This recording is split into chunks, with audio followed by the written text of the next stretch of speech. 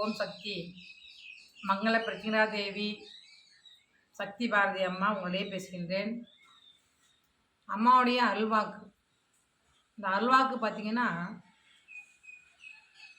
அம்மா வந்து எனக்கு கொடுத்த வரம். இது ஒரு வரம்னு தான் சொல்ல முடியும். அம்மாவுடைய வரம் மட்டும் இல்லை, என்னோடய வாழ்க்கையே அம்மா தான்.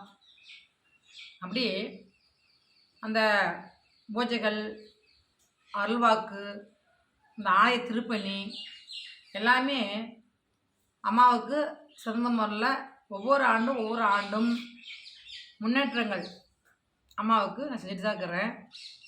வர பக்தர்கள் பார்த்திங்கன்னா, இன்றைக்கி 20 வருஷமாக வராங்க, 10 வருஷமாக வராங்க.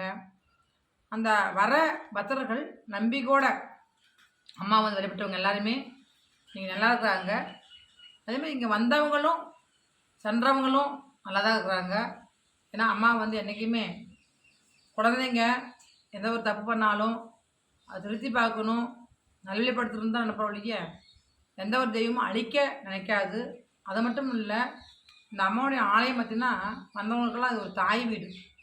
வரவங்களுக்கு வயிற்றுக்கு சாப்பாடு, துணிமணி, தங்குற வசதி, இது 3மே இங்கே தரோம். அது மட்டும் இல்லை, இப்போ இந்த பொண்ணுலாம் பார்த்திங்கன்னா பள்ளிக்கூடம் போக்குள்ளேயே இந்த கோயிலுக்கு வந்தேன். தாய் வீடு தான் அது. மனசுக்கு எவ்வளோ ஒரு கஷ்டங்கள் வந்தாலும் எங்கள் அம்மாட்ட வந்து விளக்கு போட்டு அமாவாசை பௌர்ணமியான யாகங்களில் வந்து கலந்துக்குவா. இன்றைக்கி பார்த்தீங்கன்னா இன்றைக்கி கல்யாணம் ஆகி 2 குழந்தைங்க ஆயிடுச்சு. இன்னும் வரா, 20 ஆண்டுகளாக அந்த கோயிலுக்கு வரா. இது ஒரு தாய் வீடு. அம்மாவுடைய ஆலயம் வந்து தாய் வீடுனுடைய நான் வந்து பார்த்திங்கன்னா இந்த ஆலயத்தில் வந்து யாரையும் மனசு நோகும்படியோ இல்லை ஒருத்தர் தேவையில்லாத வார்த்தை சொல்லி திட்டுவதோ அது வந்து நான் இன்ன வரைக்கும் இந்த ஆலயத்தில் யாரையும் நான் கடுமையான சொற்களில் சொன்னதே கிடையாது. ஆனால் இங்கே வர பக்தர்கள் பார்த்திங்கன்னா எல்லாத்தையுமே நான் பார்க்க முடியாது. ஏன்னா அம்பாவுடைய அலங்காரமும் அபிஷேகமும் அருள்வாக்கள் நான் இருக்கிறனால வருகின்ற பக்தர்களுடைய அவங்களுடைய நான் பெருசா நீ பெருசா ஒரு போட்டிகள், சூதுகள், சூழ்ச்சிகள், அது மாதிரி இவங்களுக்குள்ள ஒரு செடியான மைண்டு. ஏன்னா வரவங்க பக்தர்கள் நம்ம இன்னும் வரவங்கெல்லாம் வந்து நம்ம பிள்ளை தானே, நம்ம பசங்க தானே அப்படின்னு வச்சு ஒரு அனுசரிக்கிறது இல்லை.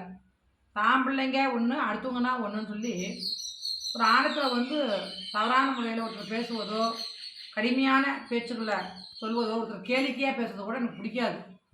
ஏன்னா அவங்க ஒரு மன அமைதிக்காக இந்த கோயிலுக்கு வராங்க, நிம்மதிக்காக அல்வா கேட்க வராங்க.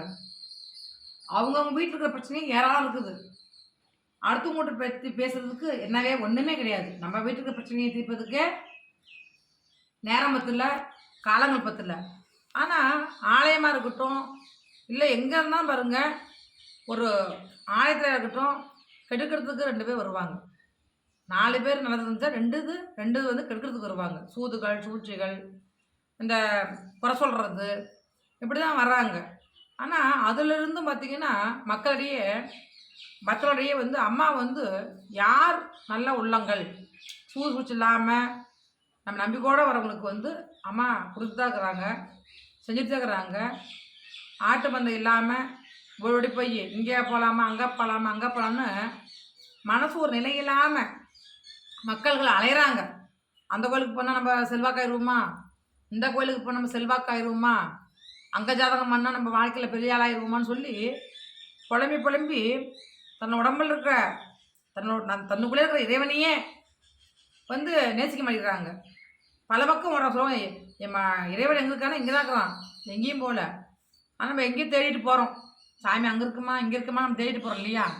நமக்குள்ளே ஒரு கடவுள் இருக்காது, அதான் நம்பிக்கைங்கிற கடவுள். நம்பிக்கை வச்சு ஒரு ஆலயத்துக்கு போகணும், வழிபட செய்யணும். எந்த ஒரு கோயிலுக்கு போனாலுமே நம்ம குடும்பம் எப்படி, நம்ம வாழ்க்கை எப்படி, எதிரி கூட இந்த ஒரு துரோகத்தை நினைக்கூடாது, எதிரி கூட எந்த ஒரு கெட்டனத்தை நினைக்கூடாது. எதிரிகளை வந்து அவங்கள வந்து வாழ்க்கையில் நல்லா இருக்கணும், அவங்களும் திருந்தி அவையும் என்று அம்மா கலந்து உருன்னு தான் நான் நினைப்பேன் ஒழிய யாரையும் அழிக்கணும்னு நினச்சது கிடையாது. அதே போல் இப்போ இந்த பொண்ணு சந்தாமர பொண்ணெல்லாம் நீங்கள் 20 ஆண்டுகளாக வரீங்க. எத்தனை ஆண்டாக வரீங்கம்மா? 20 ஆண்டுகளாக வரீங்க. உங்களுடைய குறையெல்லாம் அம்மா எப்படி நீக்கிக்கிறாங்க சொல்லுங்க. குறைகள்லாம் நான் உடம்பு சூழ்நிலை சரியில்லாத வந்தேன். பள்ளி கூட படிக்கிற வயசில் எனக்கு உடம்பு சரியில்லாமல் ஆயிடுச்சு. அம்மாவோட ஆலயத்துக்கு எங்கள் அப்பா அம்மா கூட்டிகிட்டு வந்தாங்க. வேறு ஒருத்தவங்க சொன்னாங்க, இங்கே போனால் உங்களோட பிரச்சனை சரியாயிடுன்னு சொன்னாங்க. எங்களுக்கு தெரிஞ்சவங்க கூட்டிகிட்டு வந்தாங்க. அவங்க மூலிமா வந்தால் எனக்கு உடம்பு சூழ்நிலை சரியான உடனே வரன் அமையறதுக்கான அம்மா அருள்வாக்கு கொடுத்தாங்க. எனக்கு வரன் அமைஞ்சுது. எனக்கு வந்து ஃபஸ்ட்டு குழந்த பெண் குழந்தை பிறந்துச்சு. எங்கள் வீட்டில் ஆத்ம சக்தியே சுற்றிட்டு இருக்கு அப்படின்னு சொல்லிட்டு எனக்கு குழந்தை வாய்ப்பும் இல்லாமல் போயிடுச்சு. அப்புறம் அம்மா வந்தாங்க. எனக்கு வந்து வாக்கு போட்டு சொல்லிட்டாங்க, உனக்கு குழந்தை இருக்குன்னு சொன்னாங்க. ஃபஸ்ட்டு பொண்ணு பிறந்தது. 2வது குழந்த மாதம் 3 மாதம் இருக்கும்போது அதுவும் பொண்ணுதான்னு சொல்லிட்டாங்க. சரி நான் அம்மாக்கிட்ட 3 மாதத்துக்கு அப்புறம் வந்து எனக்கு இது ஆண் வாரிசாக இருக்கணும்னு சொல்லி என் பையன் வயிற்றில் இருக்கும்போதே என்ன குழந்தைன்னு தெரியாது வீட்டுக்கு கூட்டிகிட்டு போய் என் வீட்டில் வேள்வி பூஜை பண்ணினேன். எனக்கு ஆண் வாரிசு வேணும்னு சொல்லி அம்மா பூஜை பண்ணினாங்க. இந்த பிரித்திங்கா தேவி பூஜை பண்ணினோடனே எனக்கு ஆண் வாரிசு வந்துச்சு. என் குடும்ப வாழ்க்கையில் நல்லா இருக்கேன். இப்போ எனக்கு வேலை வாய்ப்பும் கிடச்சிருச்சு. ஒவ்வொரு அமாவாசை பௌர்ணமிக்கும் என்னால் தவிர்க்க முடியாத சூழ்நிலையினால் மட்டும் வர முடியாது. எனக்கு எப்போ நேரம் கிடைக்குதோ அந்த சமயத்தில் நான் வந்து பிரித்திங்கா தேவி அம்மா ஆலயத்தை வந்து மிதிச்சுட்டு அம்மாக்கிட்ட என்னுடைய குறைகளை சொல்லிட்டு போனால் அம்மா எனக்கு நிவர்த்தி பண்ணி தராங்க. நான் நல்ல நிலமையில் இப்போ இருக்கேன். என்னுடைய கஷ்டங்கள் எல்லாமே எனக்கு அம்மா சரி பண்ணி கொடுக்குறாங்க. அதனால் அந்த அம்மாவோட அருள்வாக்கு எனக்கு ரொம்ப முக்கியம். அம்மாவோட பாதத்தை நான் வந்து வணங்கினேன்னா எனக்கு எந்த குறையும் இல்லாமல் என்னோடய குறைகளை அம்மா பிரித்திங்கா தேவி என்னை நிவர்த்தி பண்ணி வைக்கிறாங்க. அதே போல் தான் இப்போ வந்து நம்ம வர பத்திரம்லாம் யாருமே நம்ம வந்து வேணும் விளம்பரத்துக்காகவோ நடிப்புங்கிறது தேவையில்லை. ஆலயம் என்பது நடிப்பு இல்லை. உலகத்துக்கு நடிப்புன்னு சொல்ல போனால் நான் சொல்லுவேன், வாழ்க்கையில் பிறக்கிறதே ஒரு நடிப்பு தான். அது குழந்தை ஒரு தன்மை, அப்புறம் குமரன் சொல்லுவாங்க இல்லையா, வாலிப வயசு ஒரு தன்மை, அப்புறம் நம்ம திருமணம் ஆகி தந்தையாகி தாயாகி சொல்லுவாங்களா, மாமனார் மாமியாகி எல்லாம் ஆகி முதிராகி கடைசி குழந்தையாவே நம்ம போயிடுறோம். அப்போ இதெல்லாம் ஒரு நாடக மேடை தான். ஒரு மனிதனுடைய வாழ்க்கை அப்படின்னா நாடகம் தான். இதில் போடுற நம்ம வேஷம், அந்த வேஷங்கிறது பார்த்திங்கன்னா என்றைக்கு அந்த வேஷம் முடியுதோ அன்றைக்கி நம்ம வந்து நம்ம பூத உடம்பு வந்து நம்மளை விட்டு போயிடும். நம்ம ஆத்மா வந்து இரண்டு போய் சேரும். இதுதான் ஒரு ஐதீகம். அதனால் நான் என்ன சொல்லுவேன்னா, எல்லாத்தையும் சொல்லுவேன், நம்ம தாத்தாவை அண்டிக்கிறோம், அம்மாவை அண்டிக்கிறோம், அக்காவை நடிக்கிறோம், அண்ணனும் அண்டிக்கிறோம், குழந்தையாக இருக்கிறோம். இது மாதிரி எல்லாம் வாழ்க்கையிலே பார்த்திங்கன்னா எல்லாமே ஒரு நாடகம்தான். வாழ்க்கை என்பது மனிதனுடைய வாழ்க்கை வந்து நாடகமாக போயிடுச்சு. அவருடைய பயணங்கள் போயிட்டே இருக்குது. அப்பப்போ நமக்கு வேஷம் தரான் ஆண்டவன். கடவுள் என்ன பண்ணுறோம், நமக்கு ஒரு வேஷத்தை தரான். இந்த வேஷம் என்கின்ற அந்த வாலிப வயசு ஒரு வேஷம், புரிஞ்சுங்களா, முதுமைங்கிற ஒரு வேஷம், தள்ளாடி நரம்பு தளர்ச்சியாகி அது ஒரு வேஷம் இல்லையா. நம்ம வாழ்க்கையில் ஒரே மாதிரியான உருவங்கள் நமக்கு அமைதா கிடையாது. அப்போ எல்லாமே நமக்கு வந்து பார்த்திங்கன்னா நம்முடைய வாழ்க்கையில் நாடகம் என்ற மேடை நடத்துறது யாருன்னா பகவான். ரிமோட் வச்சுருக்கிறான். நம்ம என்னென்ன ஆகணும், ரிமோட் கண்ட்ரோல் ஆகணும் இருக்குது. உள்ள இருக்கிற அம்பாள் இருக்குது ரிமோட்டு, அம்மையப்பன் பிரத்தினாதேவி சர்வேஸ்வரர் இருக்குது ரிமோட் இருக்குது. எந்த அளவுக்கு நம்ம ஓடணும்னு சொல்லி ஓட வைப்பான். ஓடி தள்ளாடி அடங்க வச்சுருவோம். அதனால் யாரையும் குறை சொல்லாமல் வாழ்க்கையில் இருக்கிற காலத்தை பல பேருக்கு நன்மை செஞ்சுட்டு வர இந்த குழந்தைங்களுக்கெல்லாம் பார்த்திங்கன்னா தாய் வீடு தான். எல்லாத்துக்குமே தாய் வீடு தான். யாரையுமே நான் வந்து குறை சொல்ல மாட்டேன். வரவங்களுக்கு சாப்பாடோ துணிமணியோ எந்த ஒரு குறையும் வைக்க மாட்டேன் வரவங்களுக்கு. அதே மாதிரி கூட சரி செய்கிறவங்க கூட ஒரு வேலை செய்கிறாங்க நம்ம கோயிலில், எனக்கு மனசு கேட்காது. அப்போ அந்த ஒரு தட்சணை வச்சுக்குங்க. ஏன்னா நம்ம ஆணத்துக்கு எவ்வளோ 10 5 வருது, ஒரு அண்ணன் கூட செய்கிறோம். அவங்க வந்து குடும்ப கஷ்டத்துக்காக வந்து நம்ம கோயிலில் வந்து வேலை செய்கிறாங்க.